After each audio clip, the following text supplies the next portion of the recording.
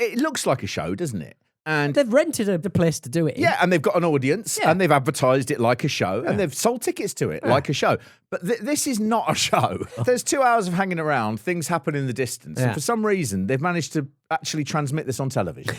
I've never seen a television show that so little sort of proper preparation has gone into it than this one. Yeah. And they probably watched it back and just went, this is absolutely brilliant. This makes us look like anything can happen. And it would do if anything fucking happened. So this is ahead of WrestleMania 15. It's the night before. And they wanted to do a Super Bowl-style pre-party, effectively.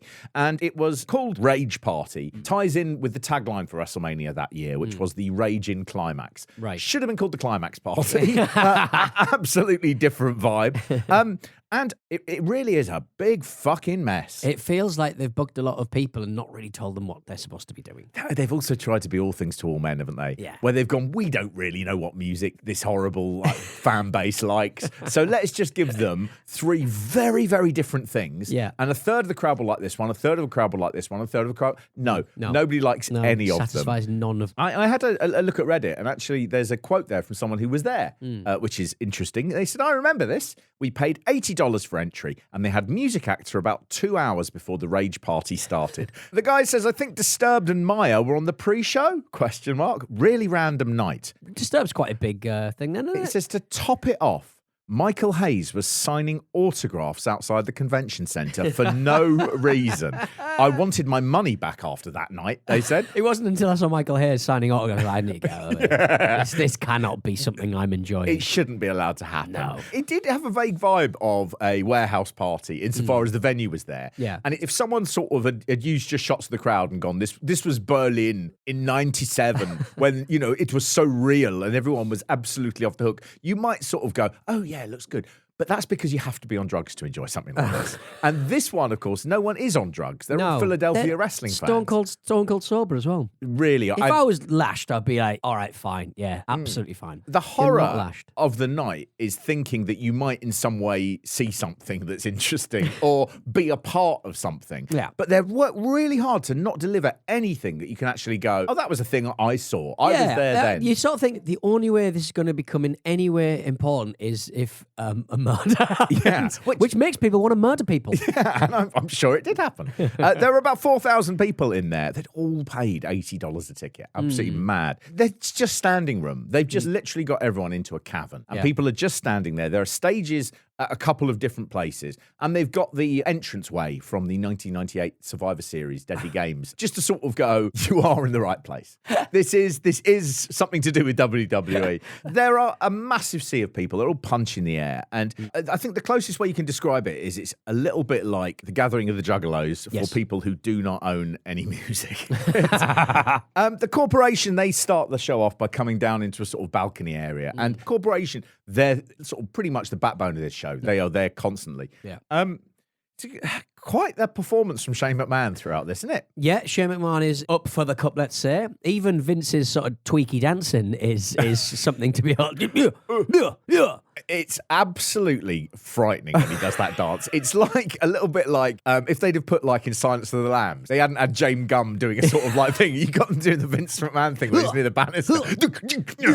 Electrocuted. Absolutely mad. They are dancing to Isaac Hayes, who is performing Chocolate Salty Balls from South Park. Say, everybody ever seen my balls? They're big and salty and brown. If you ever need a quick pick me up, just stick my balls in your mouth. Suck on my chocolate salty balls. Taking you out there, suck up. They do mention when he comes out, this will go Academy Award nominee, and you do think it must seem like a long time ago that when you're in a warehouse in Philadelphia singing to a load of jocks, chocolate salty balls. There's a little bit where he does a sort of spoken word bit in the middle where he just goes, "What's that smell? I don't give a shit."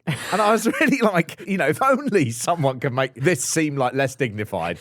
And up comes the sign, Dave is a homo. That guy manages to get his sign, Dave is a homo, on every fourth shot. Right. I imagine that for the WrestleMania 15 Rage Party in Philly, there are less restrictions on what signs you're allowed to bring in, because at the end of the day, it's a Rage Party, Mark. It is. I also get the impression it's like if you're the camera guys and the director of the main WWE thing, you're probably likely to say this isn't as important as WrestleMania tomorrow. Yeah. So there's a chance that you're going to be just going, why don't we give it to Andrew? Andrew's ready for the big time. And Andrew, the director, is continually cutting to the shot that says Dave is a homo. Right, yeah. Absolutely.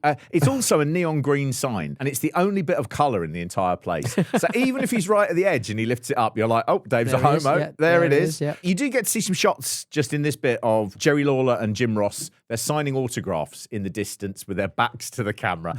Everything has been worked out to the last degree. Nothing's been blocked out. They just came to the space an hour before. I mean, Hayes ends, and there's applause, but it does seem to be a sort of, oh, good, that's over, round of applause. And out comes WWF champion The Rock. Yes. He does a very boilerplate promo, doesn't he? Yeah. Goes on and on and on. And The Rock lives to kick your monkey ass all over God's green earth. As a matter of fact, no. Stone Cold, you make no mistake about it. It's WWF title or no WWF title. The Rock is and will forever be. And The Rock means forever be the people's champ. He comes out, he's with the corporation. Rock is in his Versace shirt. You got Paul White, who's not long joined in he's like a massive Neil from the Young Ones, isn't he? He's got black jeans and a T-shirt on. Got Ken Shamrock in a Ken Shamrock T-shirt. Yeah. And Kane is in full costume. Yeah. The worst group of losers who've ever turned up at a nightclub. Absolute like two of them are bag. too big, improperly dressed. Yeah. One's like, he's just into stuff. Kane Kane doesn't want to go, but he's with his mates. They said, stag do. Yeah, you've got to come out. She's not coming back, mate. She's not coming back, mate. Come out and see what's out there. No. I want to wear my big red suit. Well, you can, but I mean, the bouncers will have conversation. You're going to have to lift the mask up when you go in because, I don't know what they're checking for, but they will check. Have you got your ID? Shane. Glenn. Glenn's got his ID. Has Glenn got his ID? Yeah, Glenn's got his Glenn's ID. been a really bad way over recent years. It's just going on and on. Ken, why have you got a T-shirt with your face on it? Is that from your stag? It's the only clean bit of clothing I have in the back of my car. It's a really funny thing how when wrestlers wear a different wrestler's T-shirt, it always looks quite cool. Yeah. When they wear their own, you're just, you big You just loser. went into your own. You got high in your own supply there. Awful. Yeah. It's also a weird thing where you look at someone's face and then you look down, there's a smaller version of their face. It's my face is up here. No, it isn't. It's down there as well. Shane and Vince aren't even properly mic'd up. They haven't bothered doing that at all. And snorted it. They had lapel mics and they snorted them. They are. A lot of people online do sort of say, oh, look at Shane McMahon suddenly acting like he's coked up. But I would say one thing that is in Shane's favour for that not happening is he is in all black.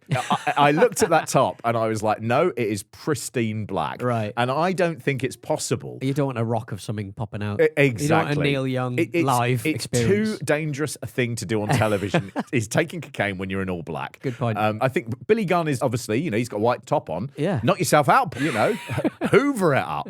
But I think Shane McMahon, it's difficult to say. He is at a point really where he's clicked into a lot of programs and he's playing a spoiled arsehole boy. And that is what comes across here. And there is a part of me that just goes, I think he's just giving it his all. The more I see of him at any point in his career, he's good. He's fucking good. He delivers what Shane McMahon is supposed to be every single time. There is a rumour that the big boss man who is there as well, dressed as a cop as well. Hot cop. Again, can't get into the club. They'll say that's illegal.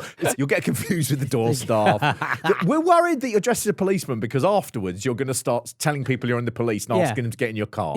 That's always a concern. But there is a rumour that the big boss man was actually given quite a sizable tip because he had turned up there to be part of a fun wrestling thing where he's the big boss man. And apparently he actually ended up genuinely having to supply security for Shane McMahon so that he didn't get beaten up. Shane and Vince are wondering where the Stooges have got to, Pat Patterson and Gerald Briscoe. And This is the only redeemable part of the Rage Party. the entire Rage Party, which lasts for nearly an hour. And it's WWF Writing 101. It really Every is. time there's a special show, they do this. They do. All you need to do is have a running thing. It can be so simple. Yeah. It can be as simple as two elderly men cannot get access to the Rage Party. I can't remember who it was last time. Was it Gorilla Monsoon and Bobby Heenan couldn't get into Raw, and that was how they said goodbye to him. Yeah. But it's so simple. What I really liked about this was it had a sense of, it's like a Beano comic strip about two bumbling old men who are actually in the early stages of dementia.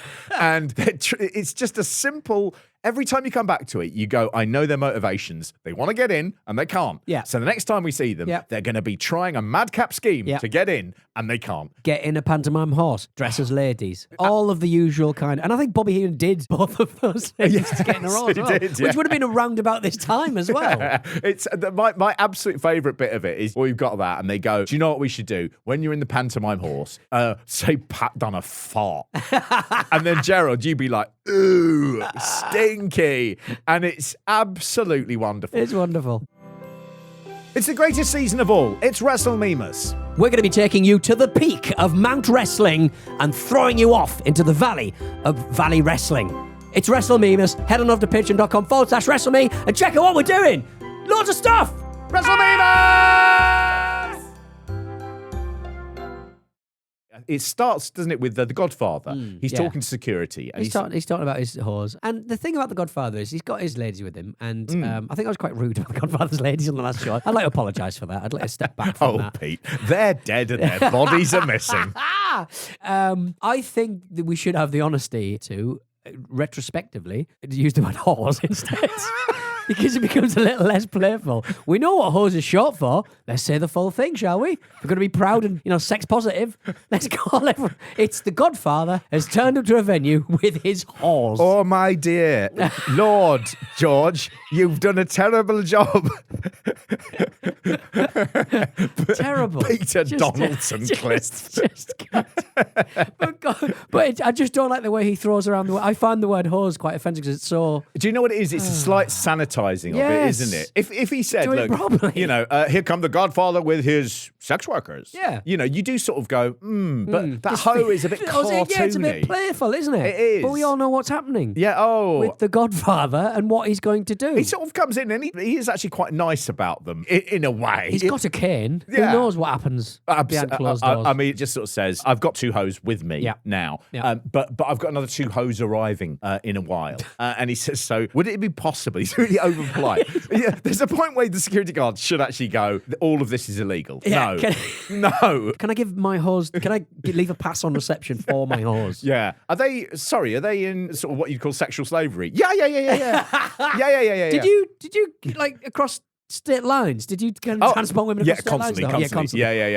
Yeah. So bus. I'm not sure if the Toyota Estima. Does it apply if they're underage? Don't know which takes priority. But yes. It's all very polite. Yeah. And the Godfather just says, when they arrive, could you send them up to my penthouse, please? And the security guard at no point goes, well, hang on, this is a sports venue. It doesn't have a penthouse here. So you live up in the top like a pigeon with your sex bird pigeons. shit. Slipping around on bird shit. So as soon as that's done, the security guard sees a pantomime horse come up. Yeah. And he's sort of like, this must be related to he just goes, in you go. Like that. And I was a bit like, again, you're less likely to get in dressed as a pantomime horse than you are if you're just two men. Yeah. I like the fact that once they get in and Patterson does his fart and Briscoe goes, fucking hell.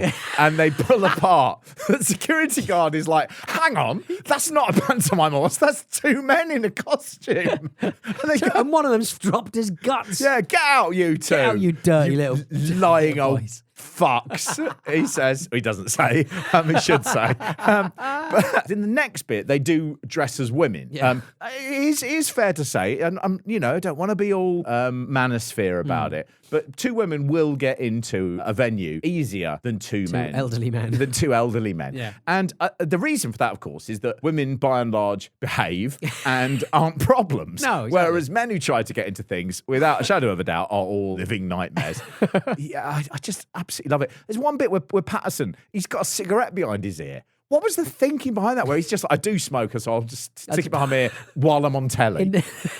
In between the vignettes. So good. Sniff sneak in, you with that goofy cigarette in your ear, Don't those worry papers in about your it. pocket. What are you Don't doing worry about it. anyway, You worry Mac? too much. This is a party. You're a worry too horse's much. ass, too. Horse's ass? Horse's ass?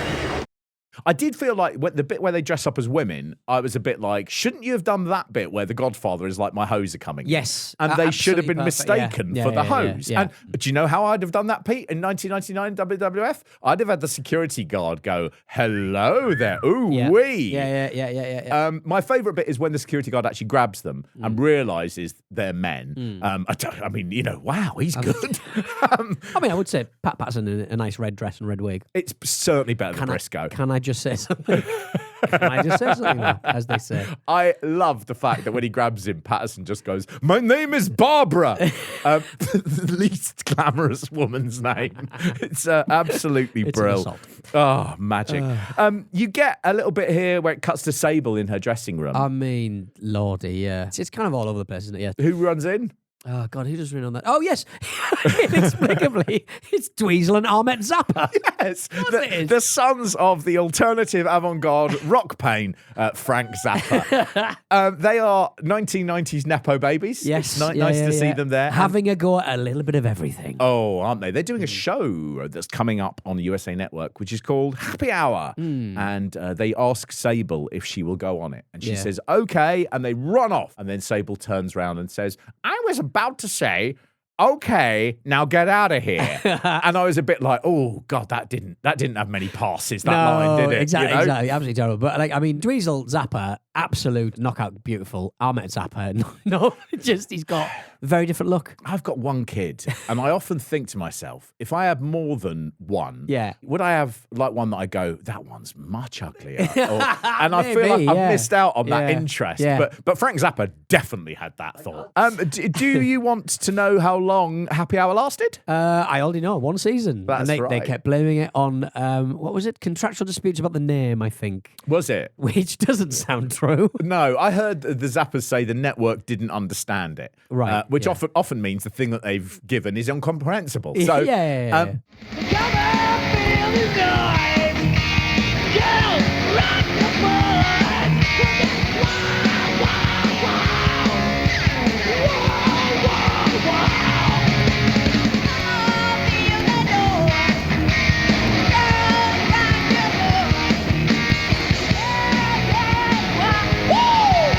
But Sable was on the very first episode of that. It was a bit of co-pro. Right. I mean, they did it so well because you got the impression Sable didn't want to do it. But actually, she did. Terrible. I mean, just so bizarre. Do you want to know what they're doing now? Do I want to know what they're doing now? It was supposed to be like an easy answer. No, I was genuinely thought they were because aren't they both in Frank Zappa bands? They're all both do Frank Zappa stuff, don't they? I don't know. What I do know is that they haven't been speaking for a long time due to a very public family dispute over control of the Frank Zappa estate and their father's legacy. Ahmet manages the trust, and Dweezil has expressed his frustrations with restrictions that have been placed on him. Right. Now, I like the idea of Frank Zappa, Pete. I do. I like the idea of the counterculture, and I like the idea of alternative people who make their own creative living. Yeah. And I like the fact that artists' work benefits their families. But decades on, who is listening to fucking Frank Zappa? Exactly. And it's kind of like you need to, for the sake of your own mental health, you need to bleed that as hard as it will bleed. Because it's Frank Zappa, frequently unlistenable, very beautifully done at times, quite offensive at times, quite sort of homophobic at times. Fruity and disgraceful. And there's not that much cultural appeal for it in 2025. So fucking do it. And also, the other thing is, cut yourself off. Live your own life. Just sitting there working out the legacy of your dad as you get in your 60s. Jesus, it's no wonder wrestling brought them in. Oh, they love it when people are absolutely entwined with their dads. I was reading the books that John le Carre's son has sanctioned. Oh, yeah. About, Carla and stuff, all stuff that he would refuse to revisit while John le Carre was alive. Confessions of a Carla. Dirty spy sex. Spying on women. I'm just like, you know what? Quite nicely written. Don't care if it's not actually John le Carre. No. Good on you for shitting on your dad's legacy. But there is a thing, isn't it, where it's just like, live your own life. And that's what he's for. When he died, he would have went, just fucking bleed. I'm not, God, love my dad. I'm not going to spend the rest of my life rearranging and publishing the fucking accounts he drew up for a firm of consulting engineers. It just doesn't make any sense. Always important when you start like WrestleMania, which is in some ways our big showcase. Always important to really hit the ground running. Banya, stick this on the YouTube, mate. And by the way, I heard the Bodacious Deborah is down on the floor. I'm going to go check that out. I'm checking it out. Adios. Yeah, boy.